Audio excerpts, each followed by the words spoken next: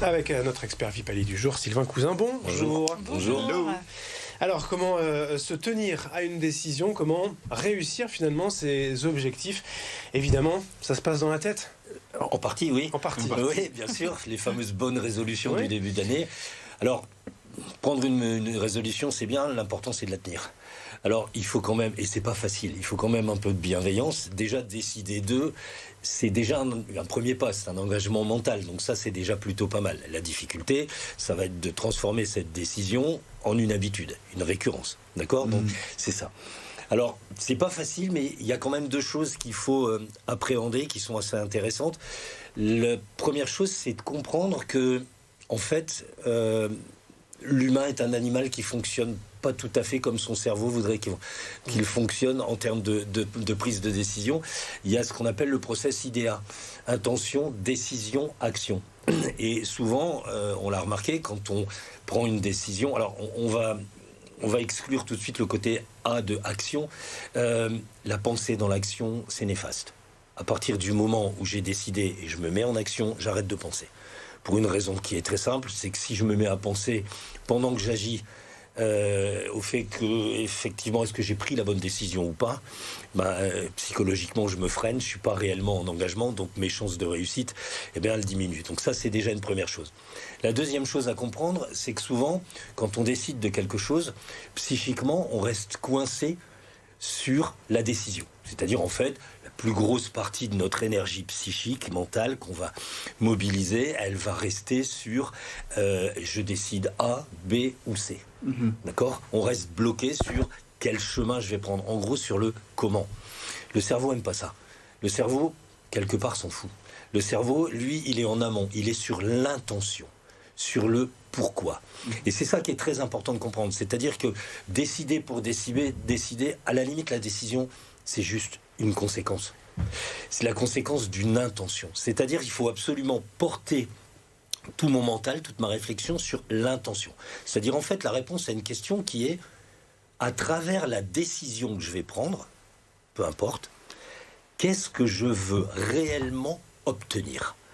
À partir, c'est ça que veut le cerveau. Il faut s'imaginer déjà. Voilà. L'idée, c'est d'avoir une vision mentale la plus claire possible, la plus précise possible de ce que je veux obtenir à travers la décision que je vais prendre. Par exemple, si je veux perdre 5 kilos en ce début d'année, il faut que je m'imagine physiquement 5 kilos plus mince. Il faut deux choses. Il faut la réponse à une question, pourquoi je veux perdre 5 kilos Pour ma santé, pour mon physique, parce que je veux un summer body, peu importe. Mais à partir du moment où j'ai une vision excessivement claire et précise du pourquoi, et non pas du comment, le comment est un outil, du pourquoi, c'est ça. Et pourquoi c'est important ? Parce que l'intention, c'est ce qui va générer la notion de sens. Pourquoi je vais faire ça ? Parce que ça ne sera pas forcément facile. Mais c'est la notion de sens. On sait aujourd'hui que la notion de sens de ce qu'on fait, c'est un des ingrédients majeurs de la motivation.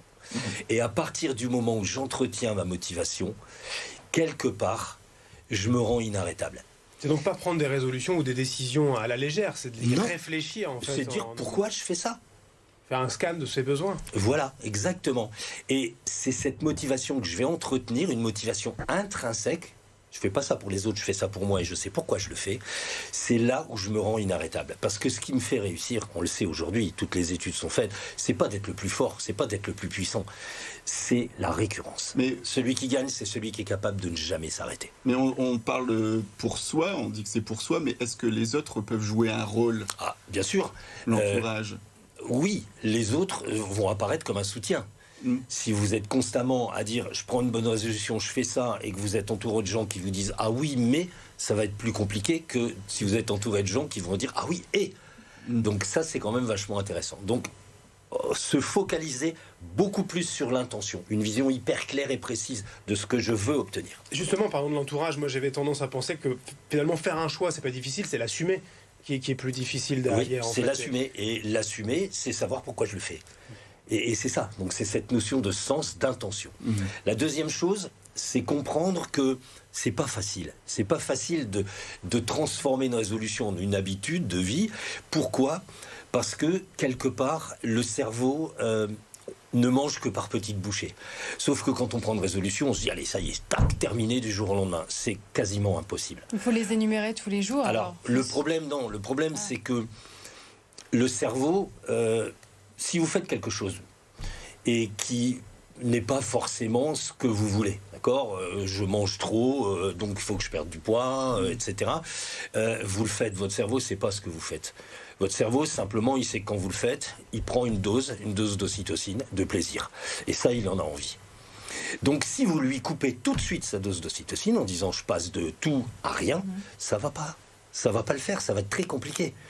Donc, l'idée, c'est de se dire « ma finalité, c'est quelque chose que je vais aller conquérir. » Et que je vais conquérir comment ?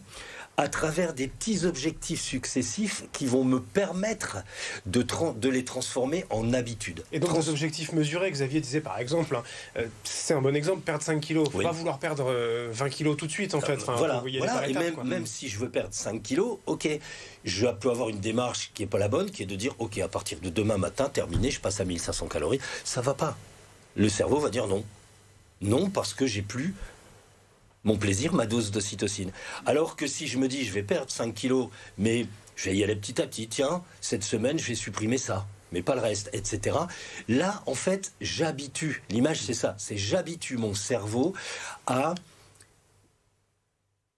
bénéficier de moins de son plaisir petit à petit. Je vais lui apprendre et je ne vais pas fermer les robinets du jour au lendemain. Et c'est ça qui est important. On était avec un des experts Vipali, je crois que c'est Baptiste nutritionniste. Ouais. Il parlait de 21 jours. 21 jours. Alors, c'est pareil dans la tête. C'est exactement la même chose.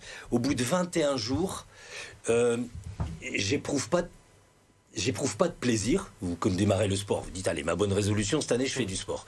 Pendant 21 jours, vous allez faire du sport, vous n'allez éprouver aucun plaisir. Au bout de 21 à 30 jours, ce qui va se passer, c'est que vous avez créé ce qu'on appelle un sillon neuronal, c'est-à-dire qu'en fait, vous allez faire du sport, vous n'éprouvez toujours pas de plaisir, mais vous le faites et c'est plus tellement difficile de le faire. Au bout de 60 jours, ça devient réellement un ancrage, une habitude. C'est-à-dire que si vous ne faites pas de sport, vous ne vous sentez pas bien. Donc, c'est ça. C'est la discipline. C'est cette discipline qui va exactement, à un moment, passer avant la motivation. Et ça, c'est très important. La discipline avant la motivation. Voilà, c'est noté, Xavier. Interro dans une semaine. Dans 21 jours plutôt. Oui. Voilà. On pourrait vous écouter à chaque fois très longtemps, Sylvain Cousin. Merci d'avoir été avec nous. Merci à vous. Vipali, je le rappelle. Voilà, chaque jeudi pour mieux vivre le café santé. Que tout le monde tienne ses bonnes résolutions.